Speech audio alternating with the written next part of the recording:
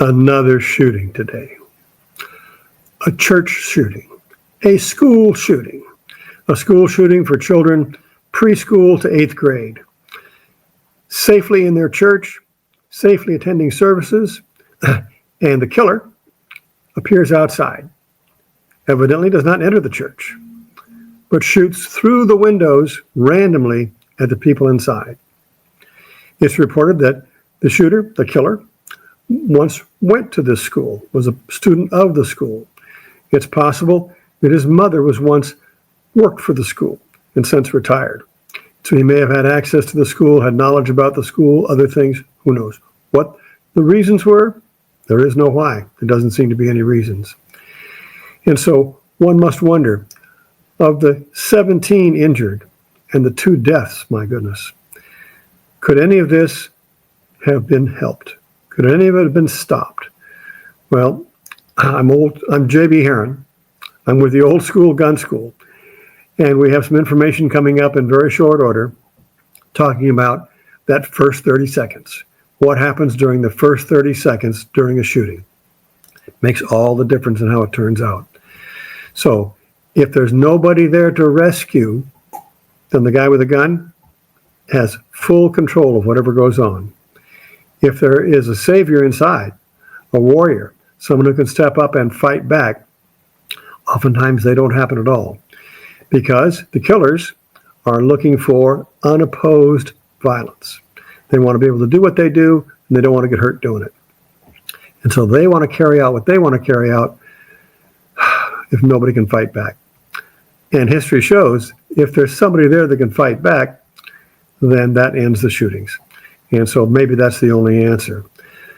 I've attached a clip of some of our interviews with Ed Monk. Ed Monk has written the book, The First 30 Seconds. And it talks a lot about what you should do during a mass shooting, whether it's at the mall, whether it's at the church, whether it's at the schools, who knows. And so we can learn a lot of lessons from this. Goodness sakes, Ed has put 17 years of his life in study for this and now printed a book. And so stay tuned here as we pass along, and you'll hear more of what Ed has to say. He will be on our stage in a few weeks here in Western Washington. And I urge you, if you have any interest in this, find a way to attend this. And so with that, I'll pass the torch on.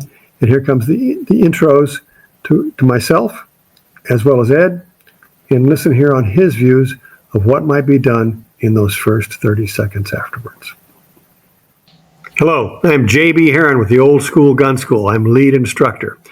And here today in our studio is Mr. Ed Monk, who's been on our classroom many times, and we're looking forward to having him back. I've made some notes, and so I'll try to stay on track. And so many of our industry leaders, including myself, has been urging Ed to write a book for many years, and now he has. And so what better reason to invite him back to our law conference that's coming up this fall.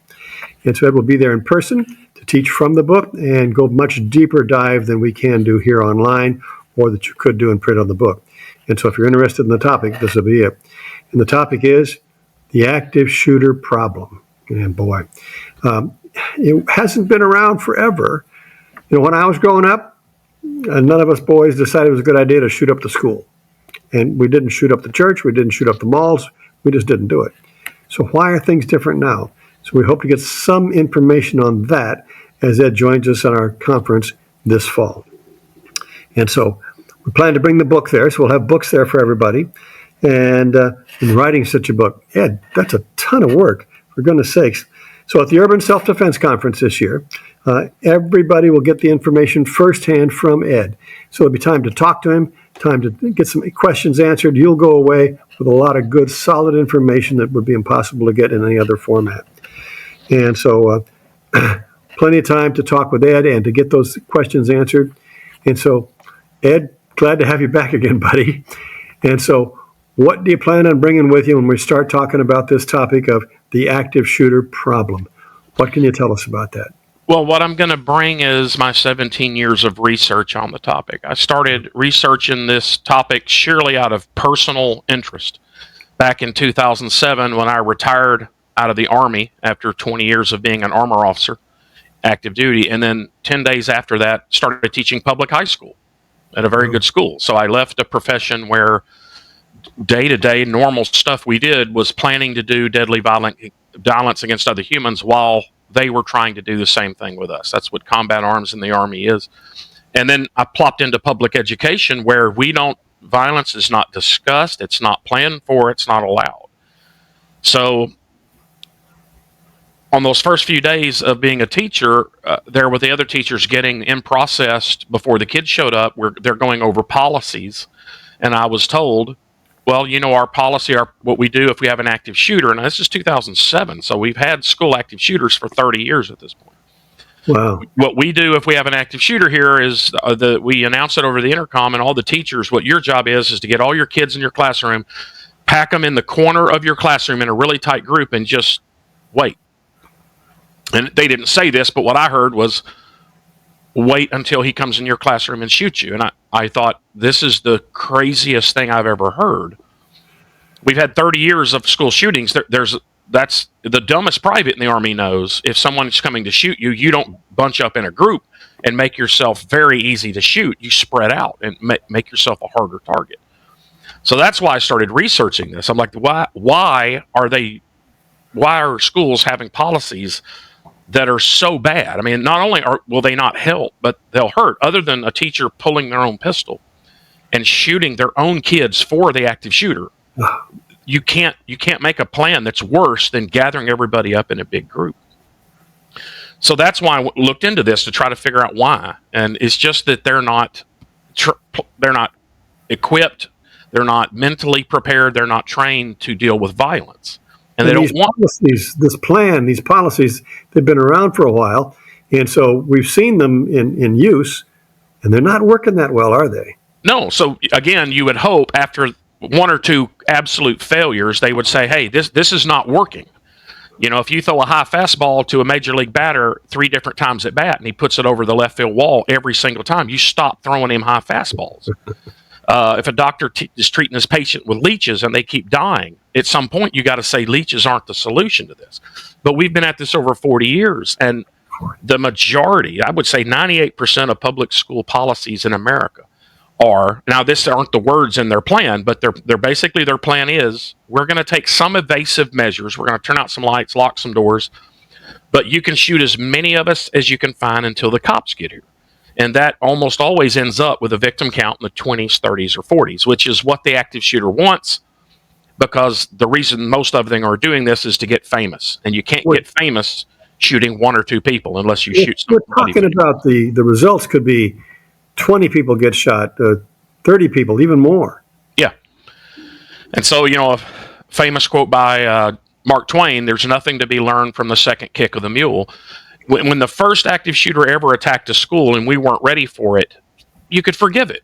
Wow, who'd have thought this? But they've been doing it for 40 years, and they're extremely predictable, the active shooter. Not in the day they'll attack or where they'll attack, but when they attack, what they do is extremely predictable, which makes them easy to plan for if we'll actually understand the threat and plan for it. So in the presentation, or what I'm going to talk about is, over 20 years as an armor officer, the Army has a very simple process for preparing to fight a potential enemy. And the first thing you do is you study that potential fight that you could have. So you have to study the enemy. Why is he doing what he's doing? What are the goals that he wants to accomplish in doing what he's doing? What are the weapon systems he's going to have? And as important, what are his skill level on those weapon systems? How is he most likely to act once he starts his attack? How is he most likely to act once we confront him in that attack? What are his strengths that we have to guard against? What are his weaknesses that if we know them, we can exploit them? And so we're not doing that as a nation, not only schools, but businesses, some churches, etc.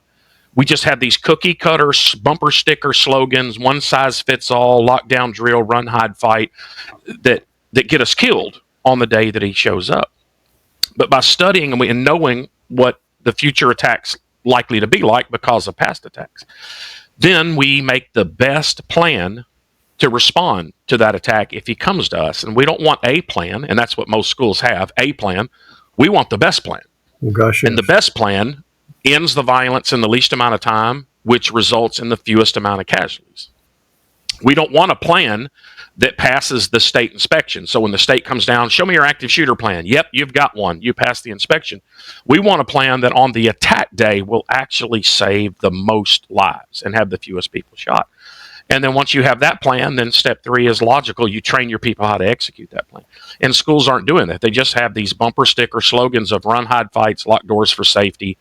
And those all work very well every day except on the day of the attack.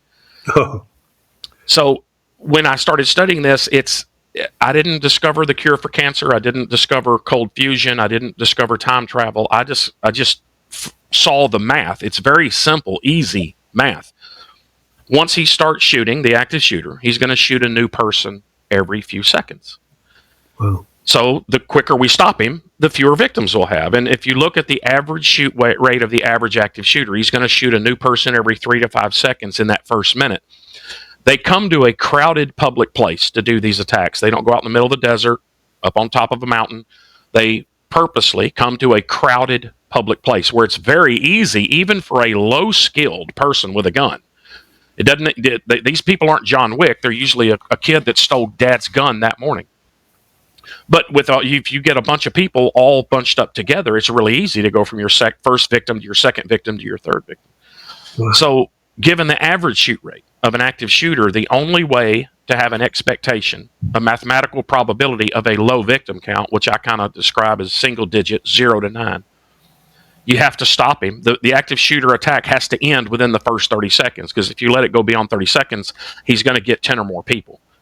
And there is no way to communicate with someone who's not currently at the attack site and get them to the attack site within 30 seconds. So by default, that leaves us with the conclusion that the people he came to shoot, the intended victims, have to stop him. It's the only solution math allows for if you want a low victim count.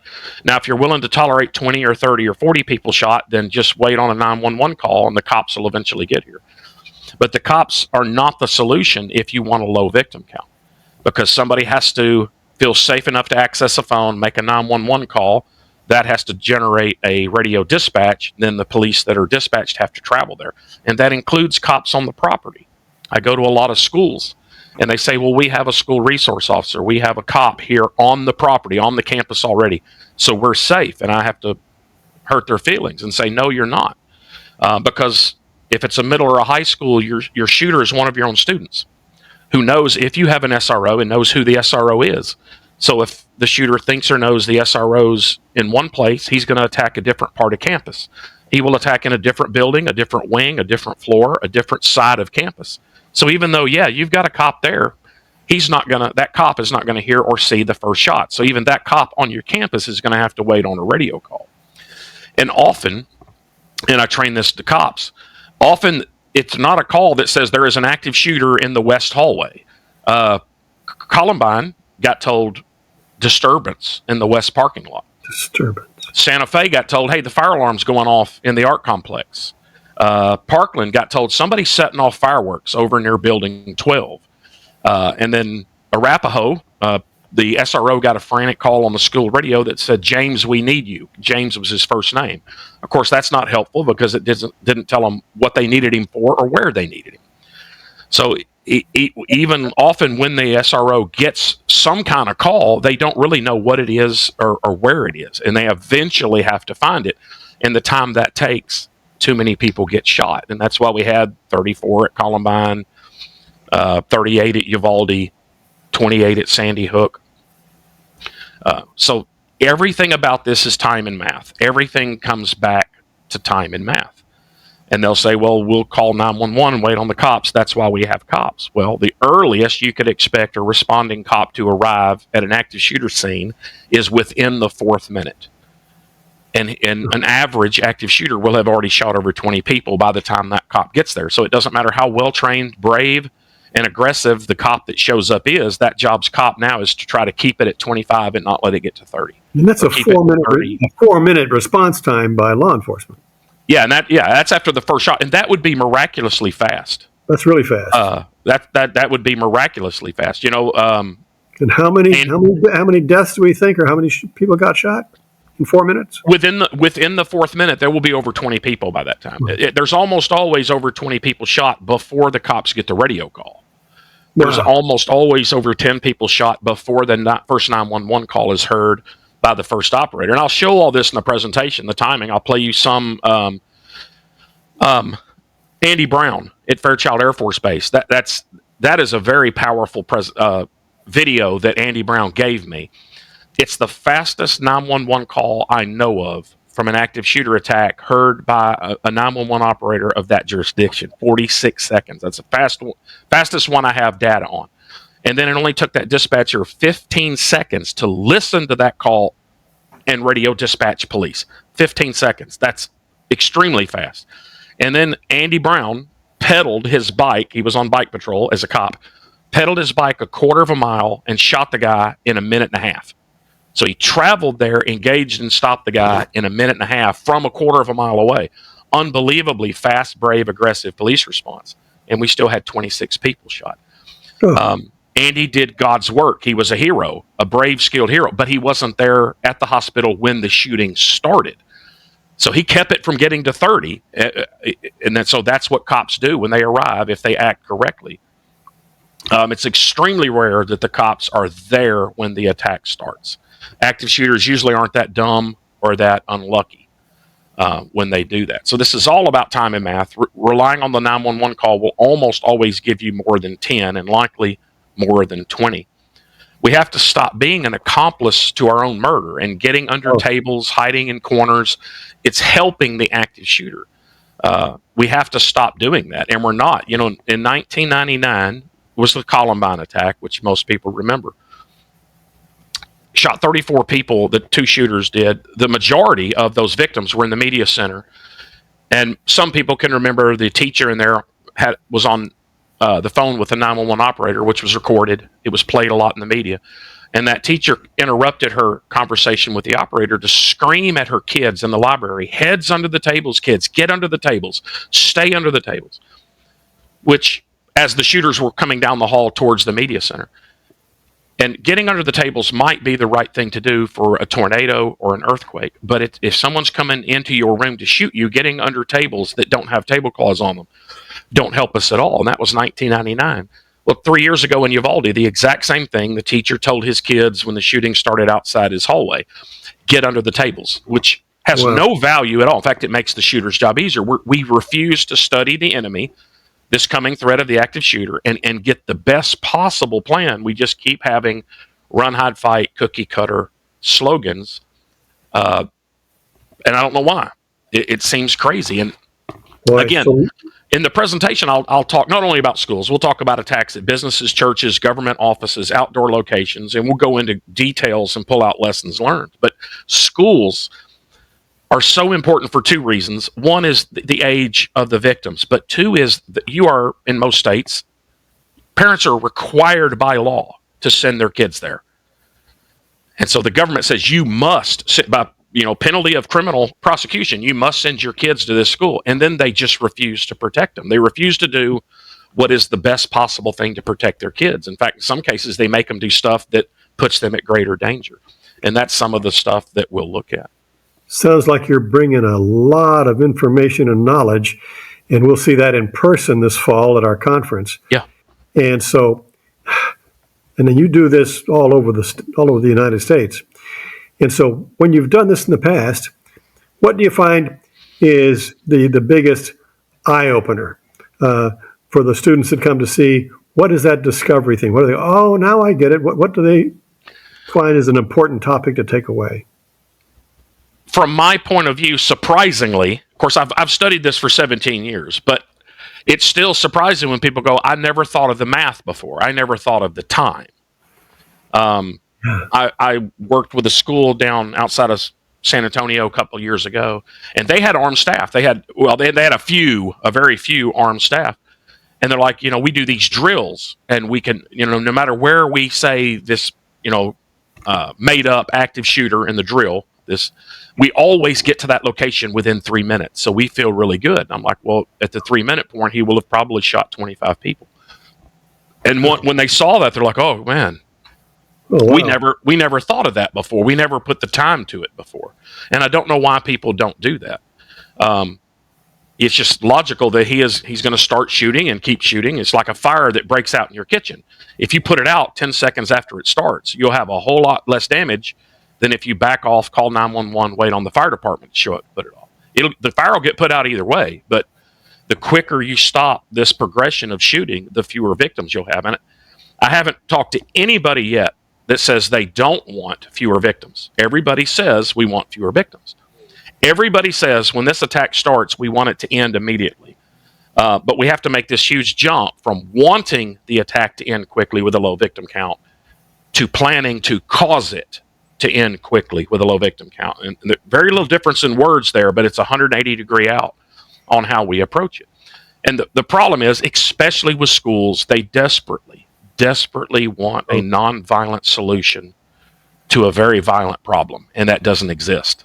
So they would rather type a policy, buy a product, do something other than face the math, which says you should not try to survive until the cops stop it.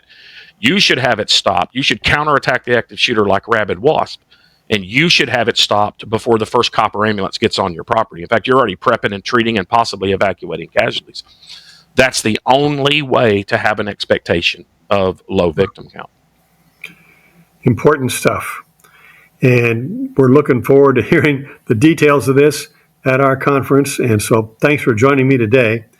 And we'll look forward to seeing more of you at our conference. And there's a book involved, so I'll be looking forward to that. And so would you do a book signing there at the conference? Absolutely. Anybody that has already bought my book, or I'll have some there with me that buy it, absolutely. I'll autograph, no problem. Love to. That'll be good. And so, Ed, thank you very much. Look forward to talking to you again, because there might be some other topics we'll ask you to dip into at conference. You have such a wealth of knowledge. We'd like to take advantage of as much of you as we can when we get you out here. Looking forward to it. Appreciate you inviting me to the conference again. Thanks for being here.